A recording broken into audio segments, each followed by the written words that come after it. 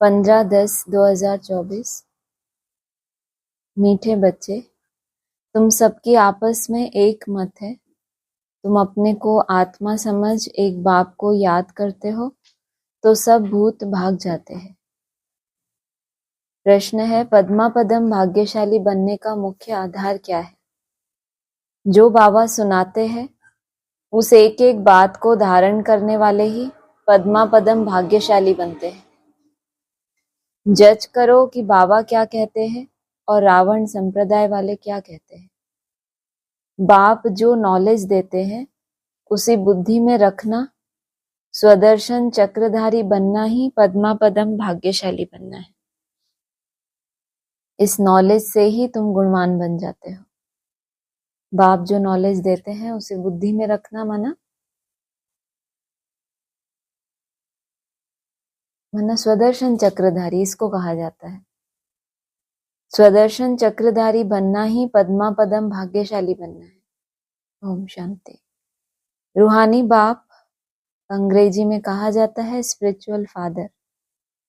सतयुग में जब तुम चलेंगे तो वहां अंग्रेजी आदि दूसरी कोई भाषा तो होगी नहीं।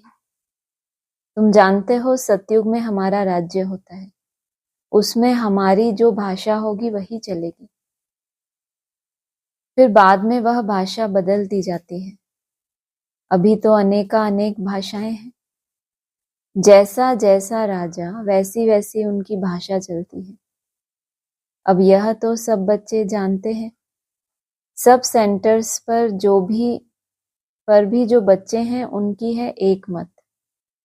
अपने को आत्मा समझना है और एक बाप को याद करना है ताकि भूत सब भाग जाएं। बाप है पतित पावन।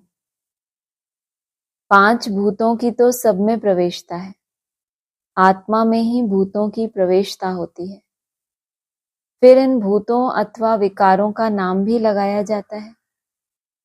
देह अभिमान, काम, क्रोध आदि। ऐसे नहीं कि सर्वव्यापी कोई ईश्वर है। कभी भी कोई कहे कि ईश्वर सर्वव्यापी है तो कहो सर्वव्यापी आत्माएं हैं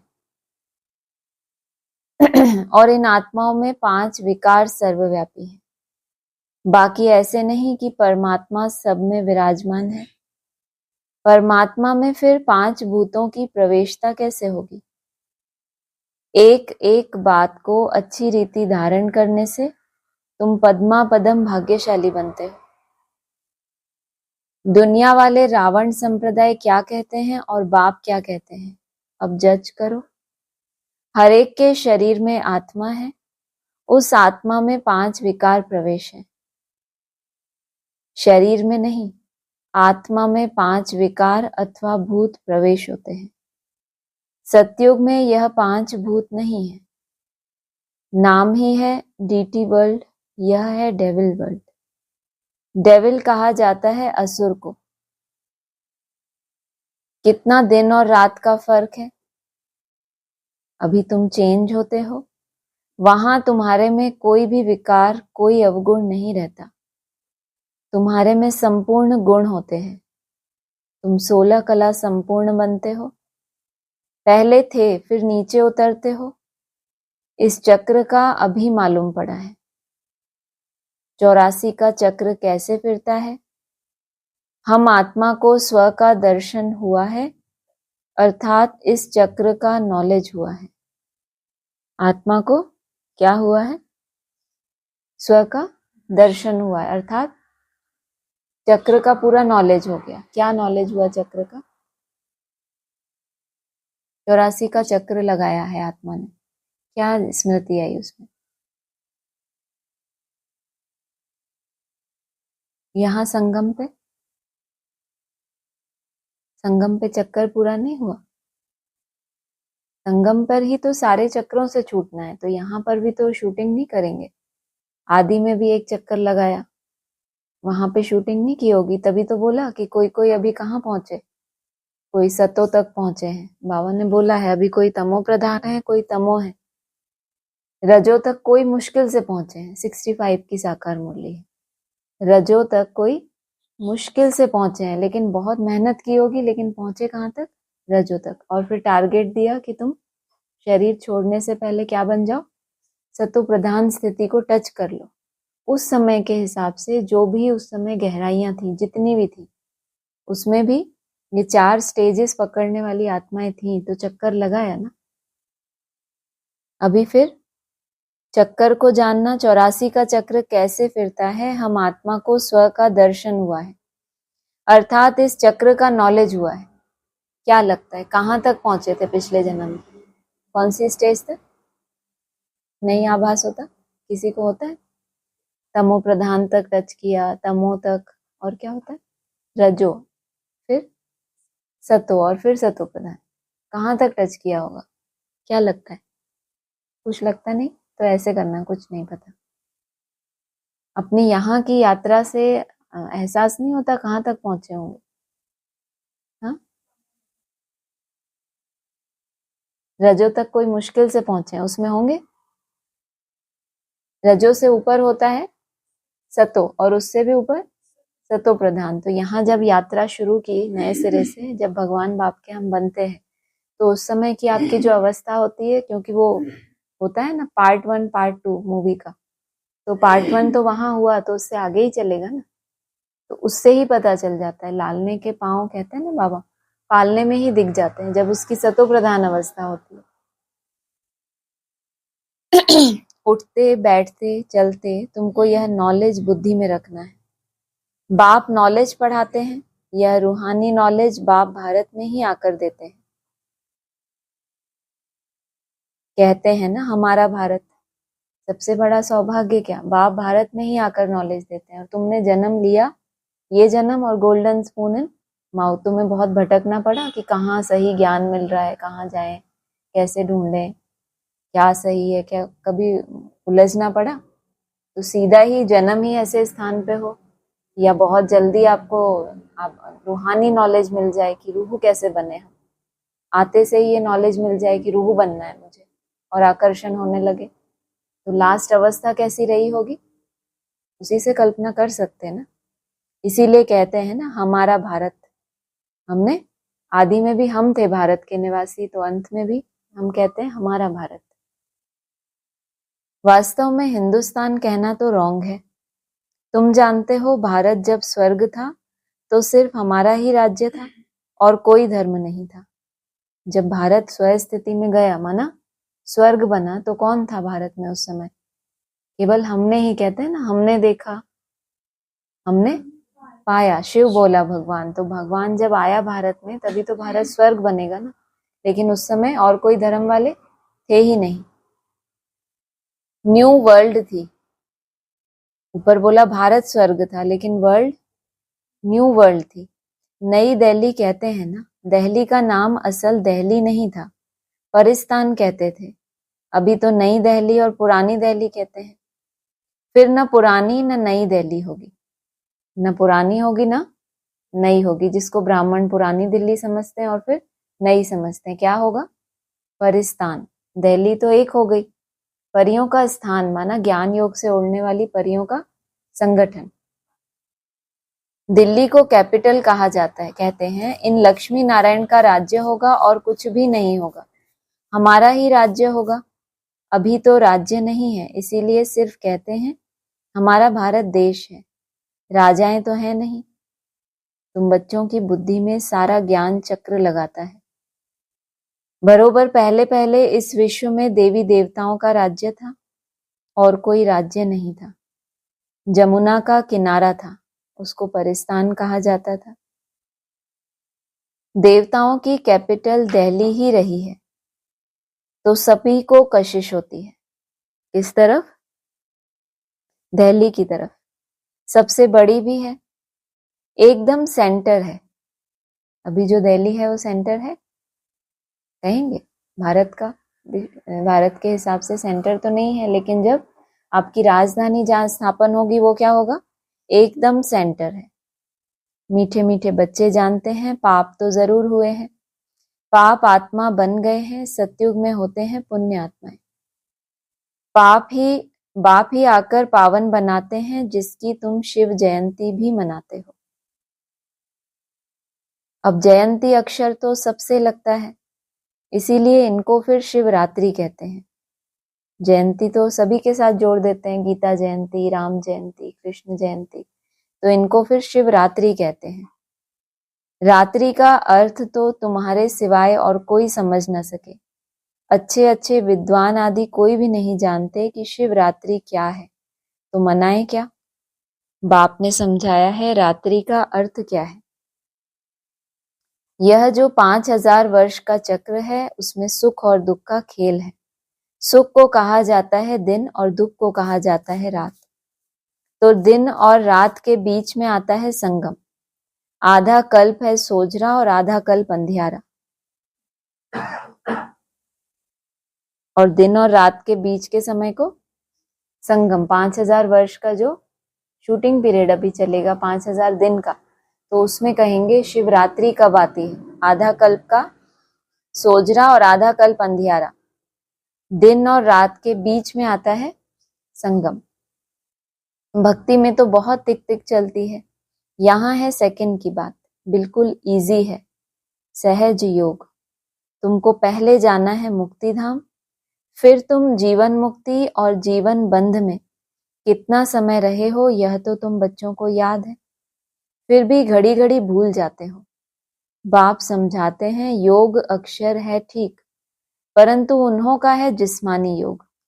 योग अर्थात संबंध या कनेक्शन। योग अक्षर गलत नहीं है, लेकिन सन्यासियों ने उसको क्या समझ लिया, हट की तरह यूज किया, इसलिए बाबा मना करते हैं कि योग मत बोलो। यह है आत्माओं का परमात्मा के साथ योग। सन्यासी लोग अनेक प्रकार के हठ योग आदि सिखाते हैं तो मनुष्य मूंझते हैं। तुम बच्चों का बाप भी है तो टीचर भी है, तो उनसे योग लगाना पड़े ना। टीचर से पढ़ना होता है। बच्चा जन्म लेता है तो पहले बाप से योग होता है, फिर टीचर कब मिलता है? 5 वर्ष के बाद टीचर से योग होता है, योग लगाना पड़ता है। फिर वानप्रस्थ अवस्था में गुरु से योग लगाना पड़ता है। 3 मुख्य याद रहते हैं, वह तो अलग अलग होते हैं।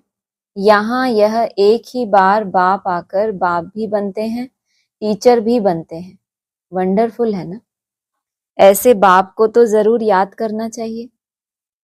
जन्म जन्मांतर 3 को अलग अलग याद करते आए हो। सतयुग में भी बाप से योग होता है, फिर टीचर से होता है। सतयुग में भी बाप भी होता है और टीचर भी होता है। वहां क्या पढ़ाई करेंगे? सतयुग में क्या पढ़ेंगे? मुरली ले जाएंगे साथ में? हाँ, राजधानी के बारे में। टीचर से होता है, पढ़ने तो जाते हैं ना, बाकी गुरु की वहां दरकार नहीं होती, क्योंकि सब सदगति में है। यह सब बातें याद करने में क्या तकलीफ है, बिल्कुल सहज है। इनको कहा जाता है सहज योग। परंतु यह है अनकॉमन। बाप कहते हैं मैं यह टेम्पररी लोन लेता हूं, सो भी कितना थोड़ा समय लेता हूं। 60 वर्ष में वानप्रस्थ अवस्था होती है।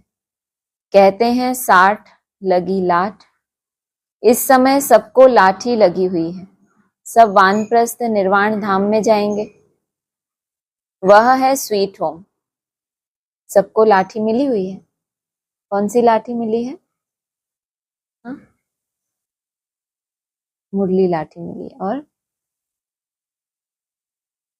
अलफ अर्थात नहीं मिली लाठी। तो सबको लाठी लगी हुई है, सब वानप्रस्थ निर्वाण धाम में जाएंगे। वह है स्वीट होम, स्वीटेस्ट होम। उनके लिए ही कितनी अथाह भक्ति की है।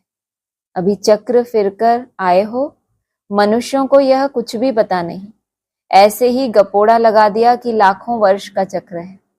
लाखों वर्ष की बात हो तो फिर रेस्ट मिल ना सके, रेस्ट मिलना ही मुश्किल हो जाए। तुमको रेस्ट मिलती है, उसको कहा जाता है साइलेंस होम। जब तुमको रेस्ट मिलती है, रेस्ट कब मिलती है? जब चक्कर पूरा लगा लेते हैं, उसके बाद रेस्ट मिलती है कि आपने एक राउंड पूरा किया। तो अभी जैसे जैसे मन बुद्धि कहाँ जा रही है? स्वीट साइलेंस होम में जितना ज्यादा समय क्या हो रही है, रेस्ट में है, तो इसका मतलब हिसाब किताब उतने चुकतू हो गए। यह है स्थूल स्वीट होम, वह है मूल स्वीट होम। आत्मा बिल्कुल छोटा रॉकेट है, इनसे तीखा भागने वाला कोई होता नहीं। यह तो सबसे तीखा है। 1 सेकंड में शरीर छूटा और यह भागा। दूसरा शरीर तो तैयार रहता है। ड्रामा अनुसार पूरे टाइम पर उनको जाना ही है। ड्रामा कितना एक्यूरेट है, इसमें कोई इनएक्यूरेसी है नहीं, यह तुम जानते हो। बाप भी ड्रामा अनुसार बिल्कुल एक्यूरेट टाइम पर आते हैं। 1 सेकंड का भी फर्क नहीं पड़ सकता। मालूम कैसे पड़ता है कि इनमें बाप भगवान है? जब नॉलेज देते हैं। बच्चों को बैठ समझाते हैं। शिवरात्रि भी मनाते हैं ना। मैं शिव कब कैसे आता हूं वह तुमको तो पता नहीं है। शिवरात्रि कृष्ण रात्रि मनाते हैं, राम की नहीं मनाते।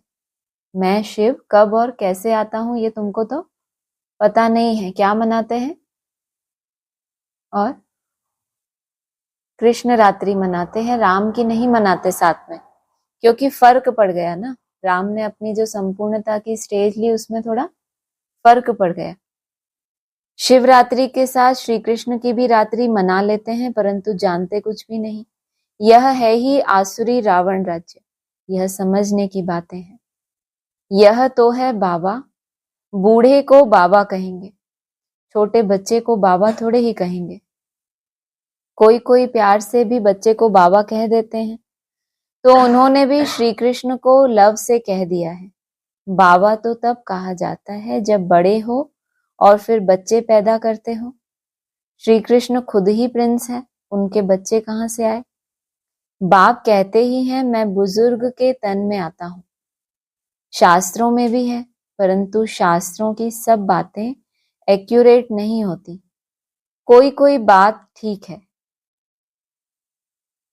ब्रह्मा की आयु माना प्रजापिता ब्रह्मा की आयु कहेंगे। ब्रह्मा की आयु कितनी है शास्त्रों में? ब्रह्मा की आयु माना प्रजापिता ब्रह्मा की आयु कहेंगे। कौन से ब्रह्मा और प्रजापिता ब्रह्मा है किसी को? ब्रह्मा की आयु 100 वर्ष कब पूरी हुई? पहले पहले ब्रह्मा की 76 में 100 वर्ष पूरे हो गए ना। और ब्रह्मा बाबा का लौकिक जन्म कब हुआ? 1876 में। तो 1976 में क्या एज हुई उनकी? 100 वर्ष। तो ब्रह्मा की आयु और प्रजापिता ब्रह्मा की आयु दोनों की एक साथ ही कितनी हुई? 100 वर्ष हो गई ना। वह तो जरूर इस समय होगा। ब्रह्मा की आयु मृत्यु लोक में खत्म हो गई। यह कोई अमर लोक नहीं है। इनको कहा जाता है पुरुषोत्तम संगम युग। यह सिवाय तुम बच्चों के और कोई की बुद्धि में नहीं हो सकता कि ब्रह्मा की आयु खत्म कहाँ होगी? इसी मृत्यु लोक में। लेकिन उसको अमर लोक नहीं कहेंगे, क्या कहेंगे? पुरुषोत्तम संगम युग। उसके बाद क्या आएगा? पहले मृत्यु लोक, फिर पुरुषोत्तम संगम युग, उसके बाद अमर लोक। बाप बैठ बताते हैं मीठे मीठे बच्चों तुम अपने जन्मों को नहीं जानते हो। हम बतलाते हैं कि तुम 84 जन्म कैसे लेते हो। हम बतलाते हैं तुम 84 जन्म लेते हो कैसे।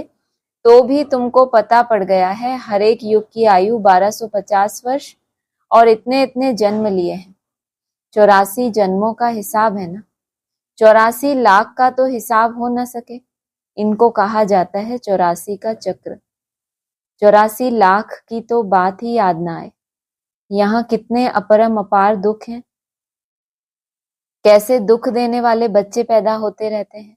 इसको कहा जाता है घोर नर्क। बिल्कुल छीछी दुनिया है। तुम बच्चे जानते हो अभी हम नई दुनिया में जाने के लिए तैयारी कर रहे हैं। पाप कट जाएं तो हम पुण्य आत्मा बन जाएं। पाप कर्मों का बोझा चढ़ा भी कब? ज्यादा परसेंटेज में संगम युग पर। पाप आत्मा बन गए तभी तो बाबा ने बोला फिर बाप को आना पड़ता है। फिर बोला कल्प कल्प कल्प के अंत में आता हूं।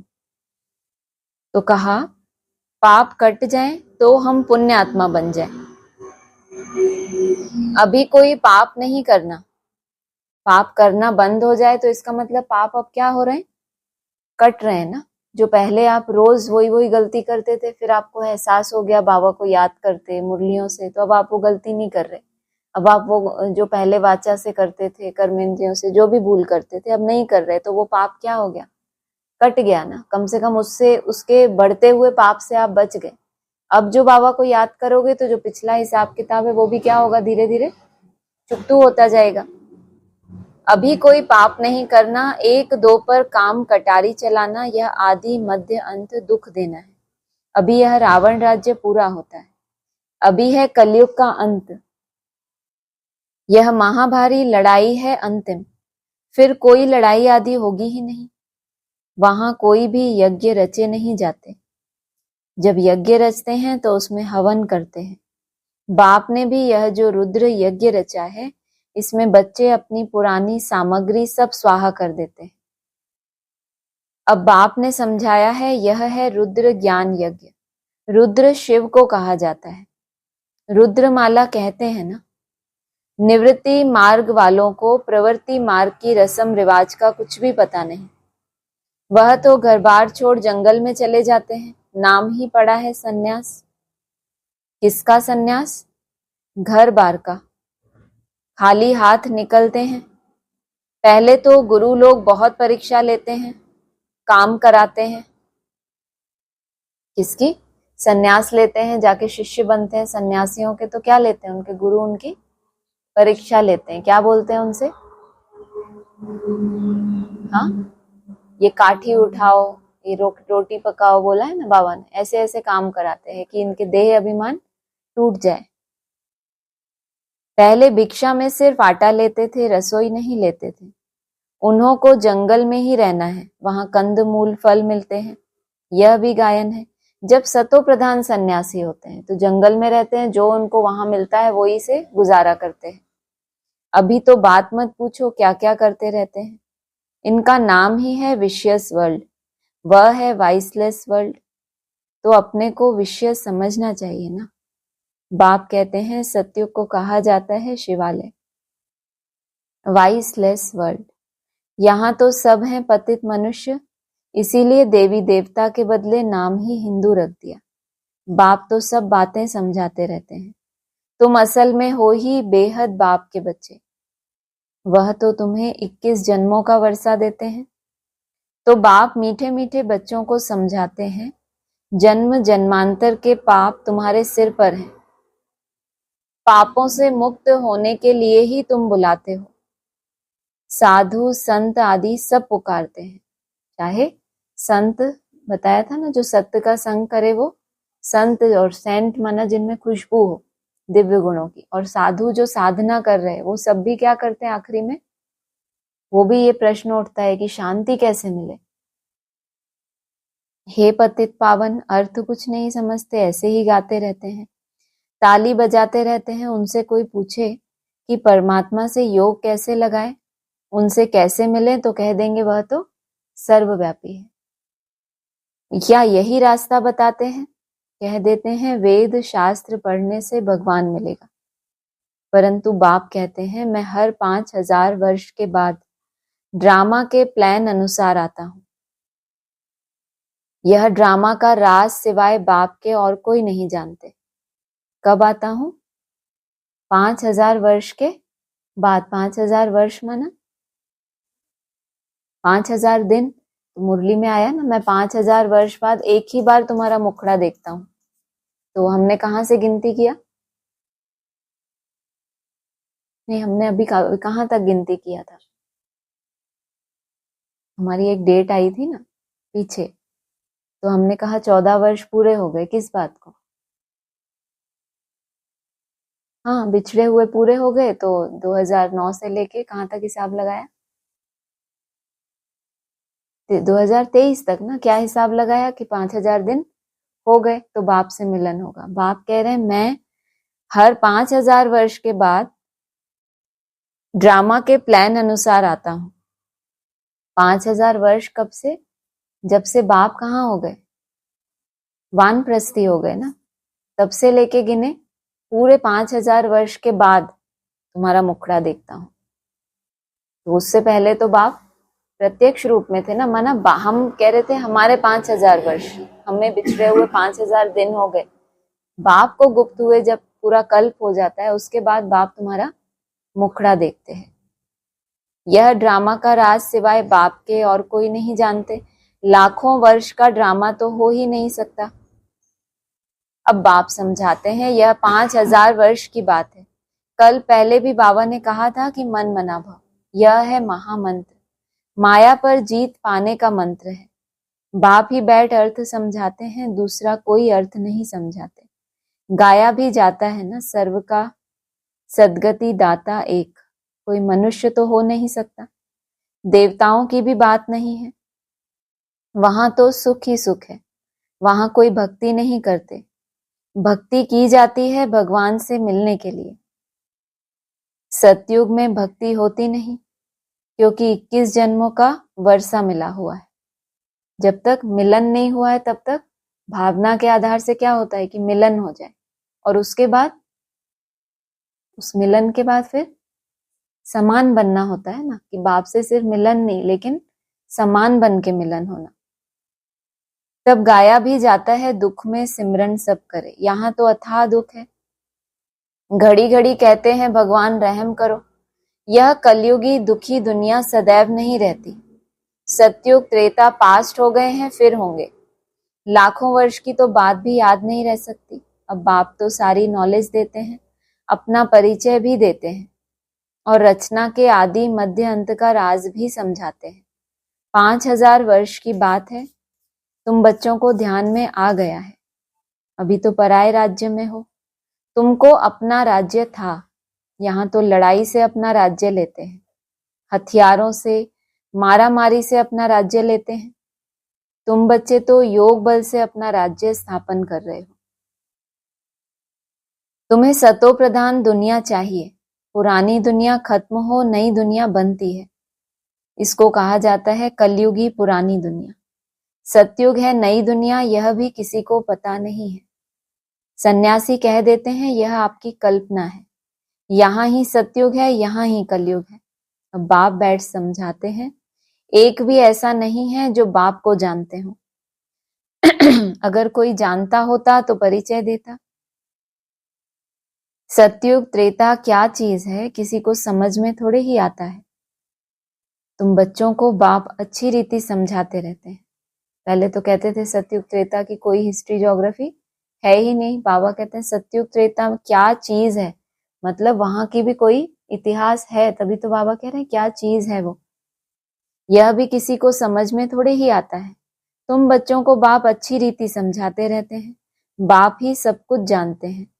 जानी जानन हार अर्थात नॉलेजफुल। जानी जानन हार का मतलब नहीं सबके मन के हर संकल्प को जानने वाला, अर्थात नॉलेजफुल हो। मनुष्य सृष्टि का बीज रूप है, ज्ञान का सागर, सुख का सागर है, उनसे ही हमको वर्षा मिलना है। बाप नॉलेज में आप समान बनाते हैं। कितनी अच्छी बात बोली लास्ट में। बाप पहले तुमको नॉलेज में आप समान बनाते हैं, माना इतना तुम जो मेहनत करते हो, पहले पहले क्या वर्षा मिलता है, जो भी बाप के अंदर नॉलेज है वो सारी तुम खींच लेते हो। जैसे बाबा ने कहा कि शीशी में से इंजेक्शन क्या करता है, पूरी दवाई को खींच लेता है। ऐसे ही तुम इतने जब महीन बन जाते हो तो बाप से पूरी नॉलेज खींच लेते हो। अच्छा, मीठे मीठे सिक्की लधे बच्चों प्रति माता पिता बाप दादा का याद प्यार गुड मॉर्निंग। रूहानी बाप की रूहानी बच्चों को नमस्ते, रूहानी बच्चों की रूहानी बाप दादा को नमस्ते। सार है, यह पापों से मुक्त होने का समय है, इसीलिए अभी कोई पाप नहीं करना। पुरानी सब सामग्री इस रुद्र यज्ञ में स्वाहा करनी है। क्या सामग्री है पुरानी आपके पास?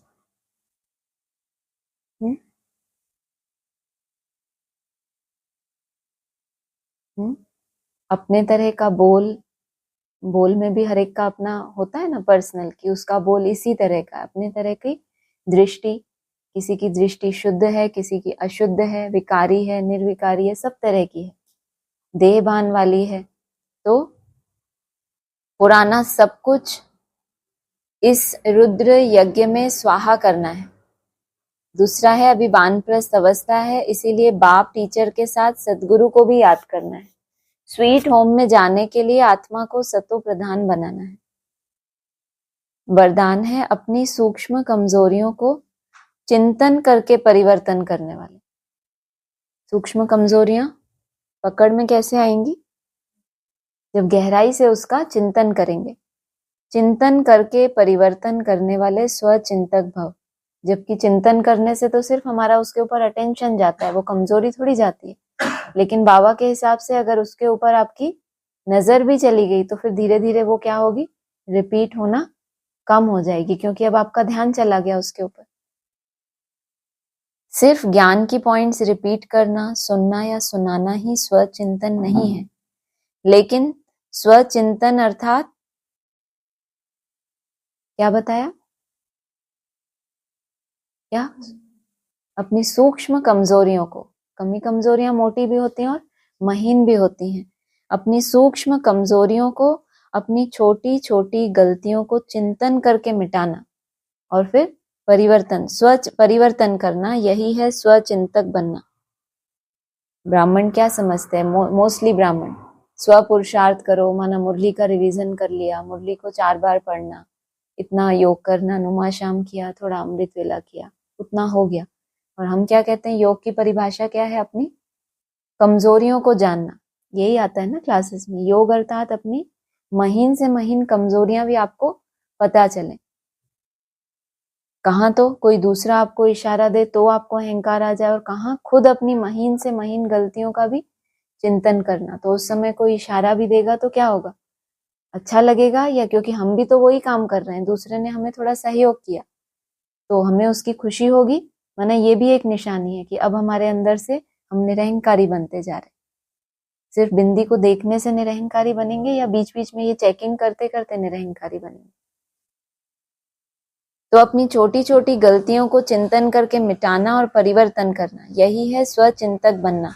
ज्ञान का मनन तो सभी बच्चे बहुत अच्छा करते हैं, लेकिन ज्ञान को स्वयं के प्रति यूज कर, ये हो गई धारणा की सब्जेक्ट, वो हो गई ज्ञान की सब्जेक्ट।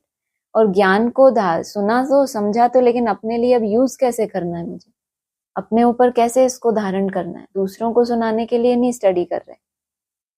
ज्ञान का मनन तो सभी बच्चे बहुत अच्छा करते हैं, लेकिन ज्ञान को स्वयं के प्रति यूज कर धारणा स्वरूप बनना, स्वयं को परिवर्तन करना, इसकी ही मार्क्स फाइनल रिजल्ट में मिलती है। कितने स्टूडेंट बनाए, कितनों को आप समान बनाया, वो नहीं बोला।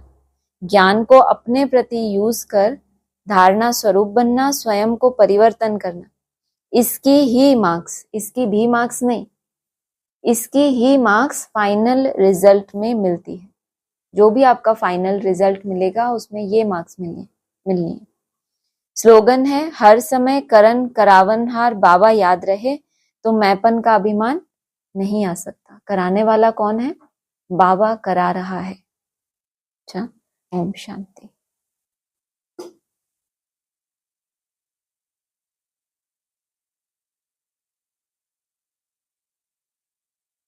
सोलह 1/2024।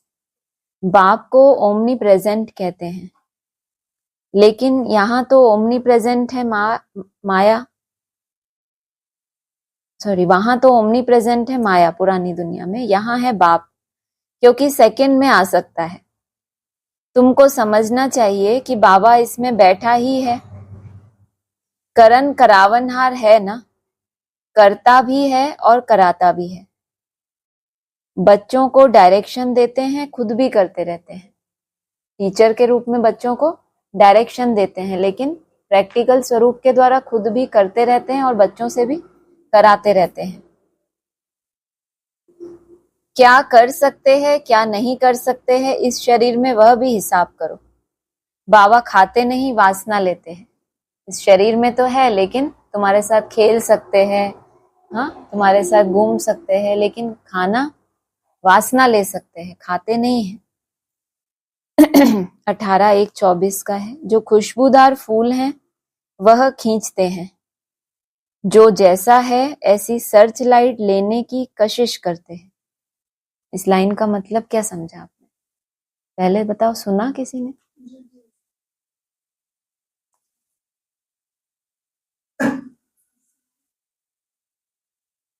माना सर्च लाइट बाप से लेने की, बाबा ने तो ऊपर बोल दिया, जो खुशबूदार फूल है वह खींचते हैं।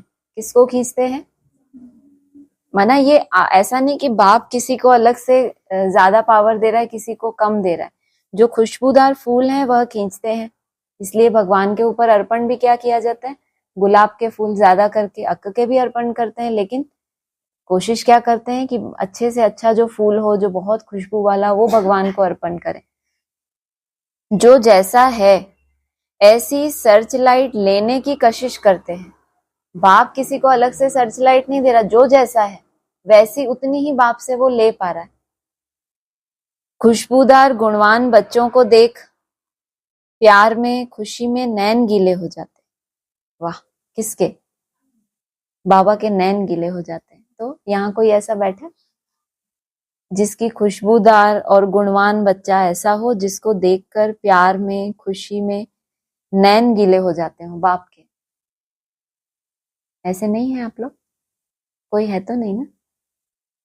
किसी को ऐसा सुना? एक, वेरी गुड, बहुत सुंदर। और मैंने सोचा कोई बोले तो मैं भी बोलूँ, हाँ मुझे भी इसमें मान है, लेकिन किसी ने बोला नहीं तो फिर अहंकार हो जाता है ना, इसलिए दिल से निकलता है। पहले ही जब ये प्रश्न पूछा गया, पहला जवाब हाँ किसके अंदर आया?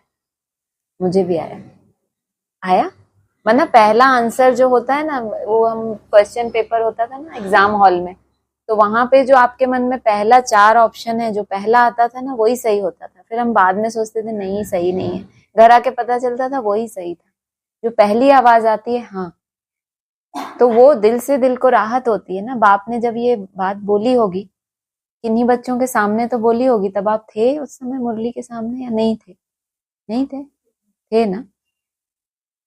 तो जब बोला होगा तो आप सन्मुख होंगे, तो वहां बैठे भी नैन गीले हुए होंगे, नहीं हुए होंगे? वही नहीं हो गए होंगे नैन गीले सुनते से ही? तो वो स्मृति नहीं आएगी कि हमारे लिए ही तो बोला था? ऐसा नहीं लगता? कुछ तकलीफ होती है तो बाबा सर्च लाइट देते हैं। ऐसे बच्चों के लिए बाप की ड्यूटी है। इतना बाप को याद किया है तो इनको जब तकलीफ होती है तो बाप भी उनको ऑटोमेटिक बाप का वाइब्रेशन जाएगा। 20:1:24 इतना सारा ज्ञान पहले थोड़े ही तुम्हारे में था। पहले बस नैन ही गीले करते रहते थे। इतना सारा ज्ञान पहले तुम्हारे में थोड़े ही था। सब कहते हैं पहले तो जैसे पाई पैसे की पढ़ाई थी, सो तो जरूर होगा। ड्रामा अनुसार कल्प पहले मिसल पढ़ते रहते हैं। पिछाड़ी में तुमको सब साक्षात्कार होंगे। साक्षात्कार होने में देरी नहीं लगती है। चाहे बंद आंखों के साक्षात्कार हो, चाहे मन बुद्धि के साक्षात्कार हो। समझ को ही क्या कहा जाता है? साक्षात्कार कहा जाता है। बाबा को जल्दी जल्दी साक्षात्कार होते गए। फलाना फलाना राजा बनेंगे, यह ड्रेस होगी। शुरू में बच्चों को बहुत साक्षात्कार होते थे, फिर अंत में बहुत होंगे, फिर याद करेंगे। बाबा को क्या हुआ? जल्दी जल्दी साक्षात्कार, सबसे ज्यादा याद करना था ना इनको, तो जल्दी जल्दी दिखा दी कि तुम तो ये राजा, वो राजा, ये बनेंगे, वो बनेंगे। शुरू में बच्चों को बहुत साक्षात्कार होते थे, फिर अंत में बहुत होंगे, फिर याद करेंगे। तो अभी आपको होंगे तब आप याद करेंगे, आपको हो चुके और आप करने लगे हो, क्या है दोनों में से? जल्दी जल्दी बोलो। हर बात में बीच मझधार वाले ही हैं सारे। माना अभी आपको ऐसा लगता है कि अभी भविष्य में मुझे कोई ऐसे अनूठे साक्षात्कार हो जाएंगे, तब मेरी स्पीड हो जाएगी याद की। या आपको लगता है कि मेरी बुद्धि में याद क्यों करना, ये समझ बैठ चुकी है। साक्षात्कार हो ना हो, जितना हो गया उतना मेरे लिए सफिशिएंट है कि मैं पूरा जीवन, पूरा ये कल्प 36 हो, 46 हो, 76 हो, तब तक भी मैं याद कर सकता हूँ। इतना कौन है ताकतवर? वाह! ऐसे तो मैं वारी जाऊं। सबने हाथ उठाया। इतने हाथ तो कभी नहीं उठे जितने अभी उठे। तो आप सोचो कि बाबा कह रहे हैं अंत में भी तुमको बहुत होंगे साक्षात्कार। और समझ को ही क्या कहा जाता है? सबके पास वो समझ आ चुकी है कि हमें याद करना है। और उसका फल की इच्छा किसकी है? ये मिलेगा इतने साल में तो ही फिर आगे करूंगा, नहीं तो तब तक के लिए। अरे भगवान को याद करने में इच्छा क्या करनी है? जन्म जन्मांतर उससे मिलने के लिए हम भटकते रहे, अब वो मिल गया तो शांति से जब तक ये जीवन है तब तक लगे रहो। कोई हमारा नुकसान है? कोई हम बहुत दुख में बैठे, कोई तकलीफ है? कुछ भी नहीं। अगर अभी की जो भी अवस्था है अगर ऐसे भी चलता रहे, थोड़ा बहुत ऊपर बढ़ते जाएं, बहुत धीरे धीरे बढ़े, तो बहुत कोई तकलीफ है? इसीलिए तो इतना धैर्य मिला, तो सबको साक्षात्कार हो चुका, तभी तो सब 76 तक याद करने के लिए तैयार है। आप लोगों ने हाथ उठाया था? 76 तक याद करेंगे, वाह।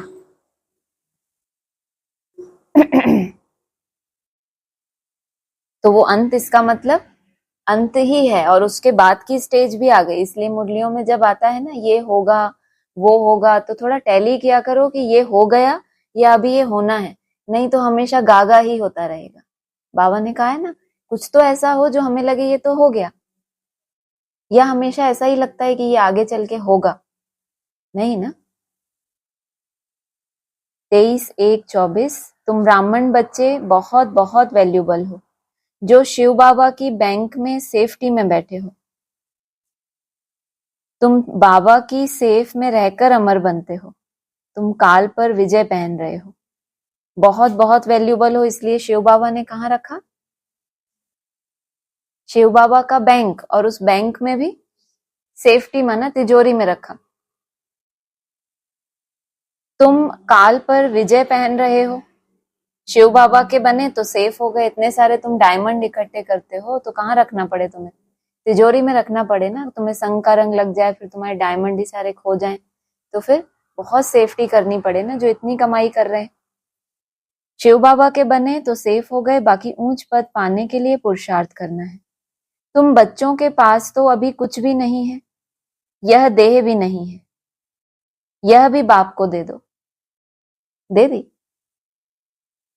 बाबा कह रहे हैं देह भी बाप को दे दो, क्या करें? तो दे दी, बहुत अच्छा, दे दी बाप को, दे दी बाप को सबने, गुड।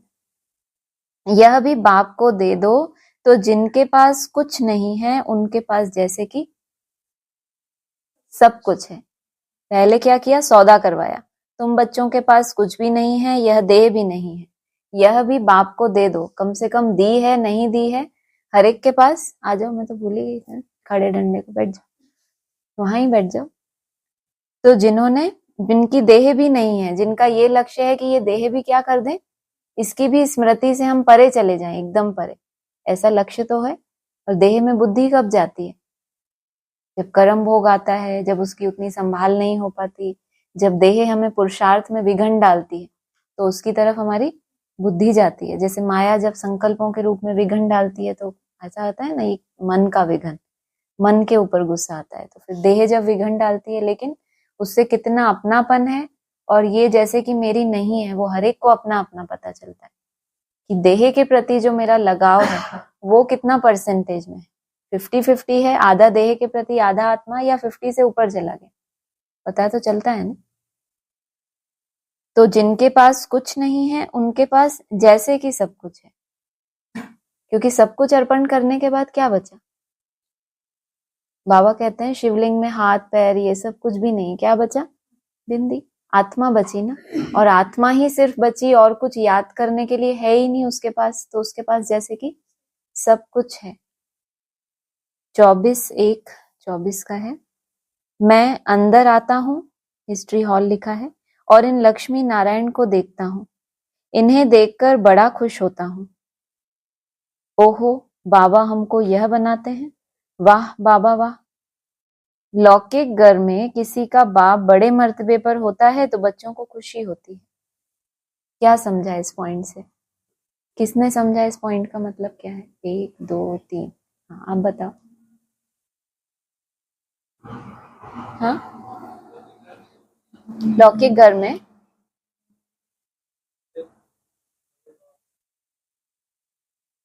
रिपीट नहीं करना था, इसका मतलब क्या हुआ? मैं अंदर देखता हूँ हिस्ट्री हॉल में लक्ष्मी नारायण को, कौन बोल रहा है? ये ब्रह्मा बाबा कह रहे हैं कि मैं अंदर इनको देखता हूँ, बहुत खुशी होती है कि बाबा हमें ये बना रहे हैं, क्यों खुशी होती है? आगे बताया कि लौकिक में, हाँ बता।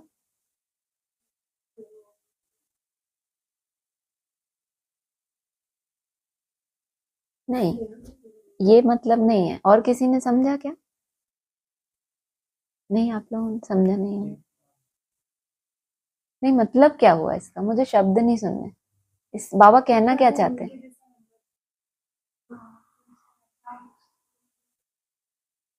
ये देखो, सार की बात बताई। लौकिक घर में किसी का बाप बड़े मर्तबे पर होता है। ब्रह्मा बाबा लक्ष्मी नारायण को देख के खुश हो रहे हैं, ठीक, और उदाहरण दे रहे हैं कि लौकिक में किसी का बाप बड़े मर्तबे पर होता है। इसका मतलब ब्रह्मा बाबा बालक स्वरूप, बच्चा स्वरूप और अपने माँ बाप को देखकर खुश होते हैं कि वाह, हमको बाबा ऐसा बनाते हैं। उदाहरण से ही समझ जाना चाहिए कि बाबा कहना क्या चाहते हैं। लौकिक घर में किसी का बाप बड़े मर्तबे पर होता है तो बच्चों को खुशी होती है कि मेरा बाप वजीर है। तुमको कितनी खुशी होनी चाहिए, बाप हमको यह बनाते हैं। 26:1-24 का है।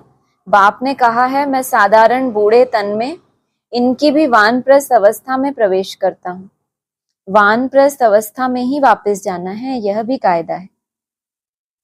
वापस घर कब जाना है? वानप्रस्थ अवस्था है तभी वापस जाना है। अगला है 29:1-24 का। तुम बच्चों को बहुत बड़े घर में जन्म मिलता है। नई दुनिया तो बहुत छोटी होती है। सतयुग में देवताओं का जैसे एक गांव है। तीनों लाइनों में पहेली है। 3 लाइनें हैं इस पॉइंट में। पहली लाइन है, कोई नहीं बता पाएगा, शायद नहीं बता पाएंगे। मुझे भी याद नहीं है। तुम बच्चों को बहुत बड़े घर में जन्म मिलता है। बाकी की 2 याद थी, पहली वाली नहीं। बच्चों को बहुत बड़े घर में जन्म मिलता है। बाबा ने साकार मुरली में बोला है, शरीर छोड़ेंगे और गोल्डन स्पून इन माउथ होगा। गोल्डन स्पून किन के यहाँ होता है? जो बहुत बड़े घर में जन्म लेते हैं, तो उनको सोने के चम्मच से खिलाते हैं। नई दुनिया तो बहुत छोटी होगी। तुम्हारा जन्म कहाँ होगा? बड़े घर में, और दुनिया बहुत छोटी होगी। सतयुग में देवताओं का जैसे एक गांव है। गांव में छोटा घर, लेकिन वो गांव में, हाँ सॉरी, गांव में बड़ा घर और छोटी दुनिया, ऐसा। गांव माना छोटी दुनिया ही हो गया, वो तो एक ही बात होगी।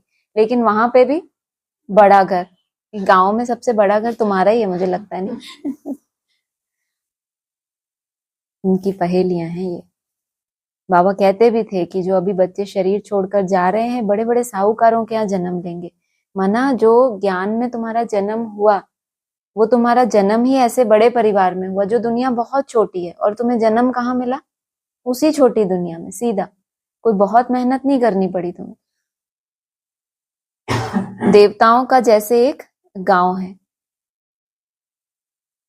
शिव बाबा का भंडारा सदैव भरपूर है। इतने सब बच्चे पलते रहते हैं, फिक्र की कोई बात नहीं, भूख मर नहीं सकते। लौकिक बाप भी देखते हैं, बच्चों को खाना नहीं मिलता तो खुद भी नहीं खाते। कब से बंद कर दिया खाना बाबा ने? कब से बंद कर दिया बाबा ने खाना पीना? नहीं, बाबा ने कब से बंद किया? बाबा को 18 के बाद वीडियो में देखा आप लोगों ने? देखा ही नहीं? देखा ही नहीं वीडियो में? इनको दिखाओ भाई कोई। 22 में लास्ट वीडियो है, लेकिन बीच में जो आई थी 19, 20, 21 के आसपास, नहीं, जिसमें बाबा की हेल्थ एकदम, 21 में थी वो, जिसमें हेल्थ के ऊपर अलग ही दिखाई दे रहा था कि कुछ खाना पीना नहीं चल रहा उनका। और उससे पहले भी 19 में जो वाणी चली है, उसमें किसी बहन ने कहा था अभी भी 3 चम्मच चावल ही खाते हैं बाबा। 19 की वाणी शायद।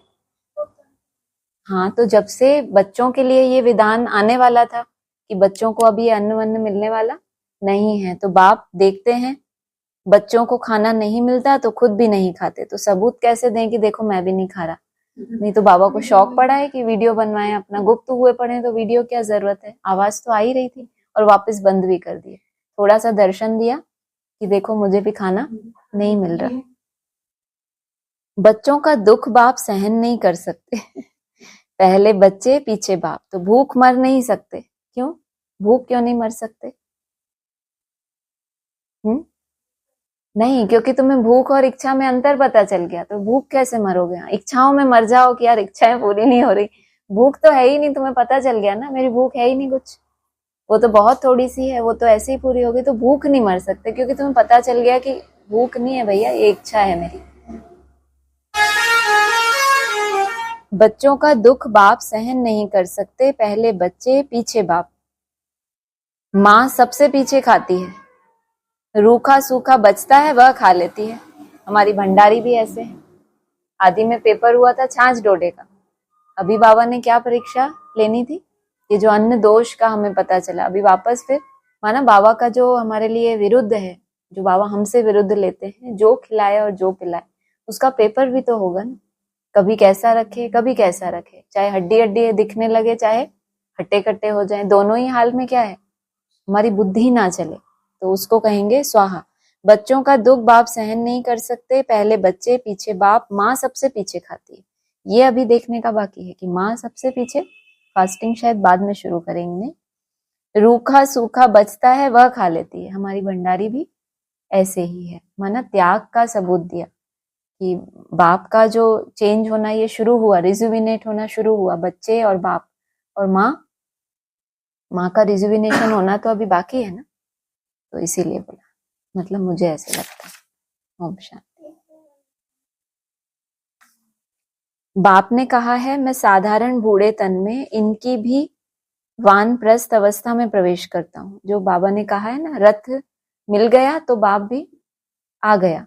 माना रथ चाहिए, उसकी वानप्रस्थ अवस्था चाहिए। ऐसे ही नहीं कि सिर्फ रथ चाहिए, उसकी भी वो स्टेज चाहिए कि उसके अंदर वो वैराग हो। एक मुरली में और आया है कि बाप ने इनसे सब कुछ छुड़ा दिया, कल ही नोट कर रही थी।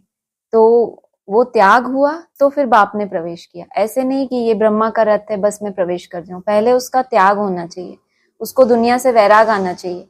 तो कोई भी रथ देख लो, चाहे बाप का, मतलब ज्ञान मिलने से पहले ही इन लोगों को वैराग आ जाता है पुरानी दुनिया से। सन्यास का संकल्प या भगवान की खोज या कुछ भी ऐसा कहो, तो रथ मिल गया वानप्रस्थ अवस्था तो बाप आ गया, उससे पहले नहीं आ सकता। कि रथ की बुद्धि बाहर की दुनिया में लगी हो, लेकिन है तो यही रथ। जब तक वो वानप्रस्थ अवस्था नहीं आई, बाप नहीं आएगा। ये कायदा है।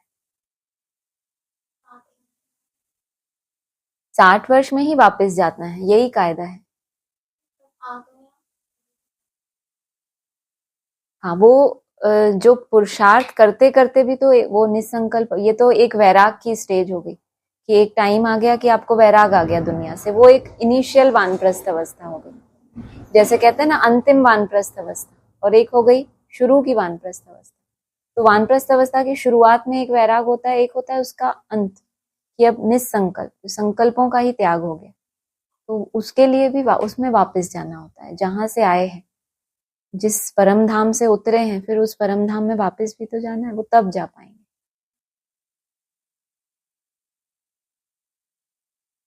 ऑनलाइन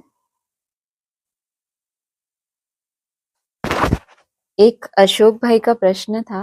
अशोक भाई जुड़े हुए हैं? नहीं जुड़े हुए? चलिए, वो जुड़ेंगे तो एक बार रिपीट करेंगे। हाँ जी, और किसी को कुछ बोलना है? कोई बोल रहा है? हाथ उठाया हो किसी ने?